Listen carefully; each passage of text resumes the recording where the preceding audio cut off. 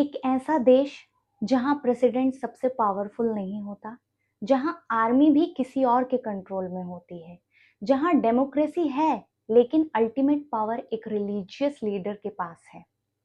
आज हम बात करेंगे ईरान के सुप्रीम लीडर अली खमेनी, एक ऐसे इंसान जिन्होंने 3 डेकेड से ज्यादा ईरान की डायरेक्शन डिसाइड की। कैसे एक नॉर्मल क्लरिक से वो सिस्टम के टॉप पर पहुंच गए और कैसे उनकी आइडियोलॉजी ने मिडल ईस्ट को रीशेप किया। वीडियो एंड तक देखें क्योंकि ये सिर्फ एक बायोग्राफी नहीं है, ये एक पावर स्ट्रक्चर है। आइए जानते हैं इस कहानी की शुरुआत कहाँ से हुई। 1939 मशाद, ईरान। अली खमेनी एक रिलीजियस फैमिली में पैदा हुए। बचपन से ही इस्लामिक स्टडीज में डीपली इन्वॉल्व थे। उन्होंने कौम में रिलीजियस ट्रेनिंग ली, वही जगह जहां से ईरान के मेजर क्लरिक्स निकले। उस वक्त ईरान पर रूल कर रहे थे शाह मोहम्मद रेजा पहलवी। शाह वेस्टर्नाइजेशन कर रहे थे, मॉडर्न रिफॉर्म्स, यूएस के साथ स्ट्रॉन्ग टाइज। लेकिन रिलीजियस सर्कल्स को लग रहा था कि ईरान अपनी इस्लामिक आइडेंटिटी खो रहा है। यहीं से स्टार्ट होती है resistance. Khamenei inspired the movement led by Ruhollah Khomeini. बहुत बार अरेस्ट हुए और टॉर्चर भी फेस किया।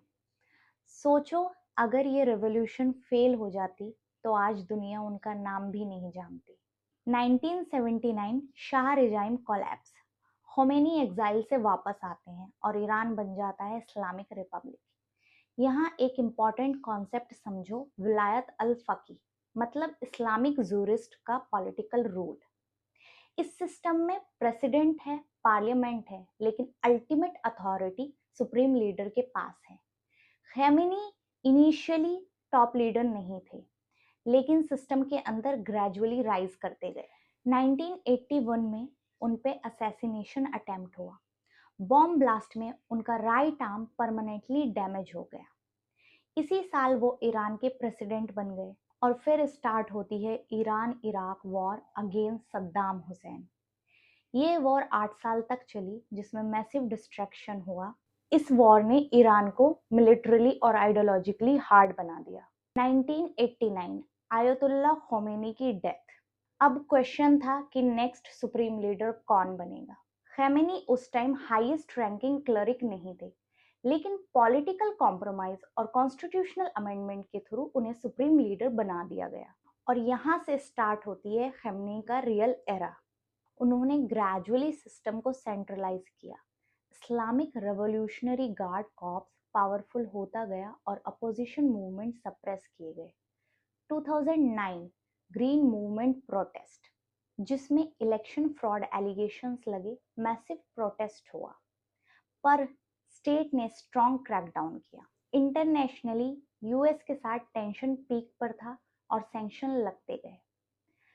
साथ ही साथ न्यूक्लियर प्रोग्राम कंट्रोवर्सी भी चल रही थी। डील भी हुआ, पर फिर से टेंशन्स बढ़ गए।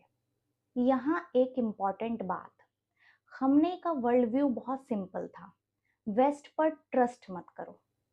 उनका स्टांस कंसिस्टेंटली एंटी यूएस और एंटी इजराइल रहा।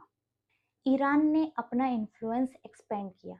ये कोई डायरेक्ट एक्सपेंशन नहीं था, ये एक स्ट्रैटेजिक इन्फ्लुएंस था।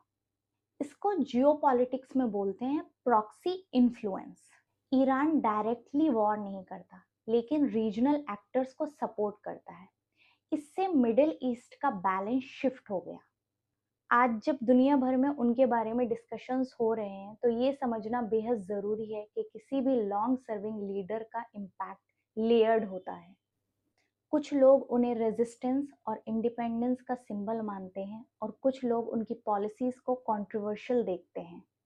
लेकिन एक चीज क्लियर है, उनका एरा मॉडर्न ईरान की आइडेंटिटी को शेप करता है। ऐसे मूवमेंट्स हिस्ट्री के चैप्टर्स क्लोज नहीं करते, वो नए चैप्टर्स शुरू करते हैं। और जियोपॉलिटिक्स में लीडरशिप चेंज का मतलब होता है सिस्टम स्टेबिलिटी और फ्यूचर डायरेक्शन का क्वेश्चन। लीडर्स आते हैं और जाते हैं, लेकिन सिस्टम और आइडियोलॉजीज उनसे भी ज्यादा पावरफुल होते हैं। और अली खमेनी का नाम इस सिस्टम के साथ हमेशा जुड़ा रहेगा।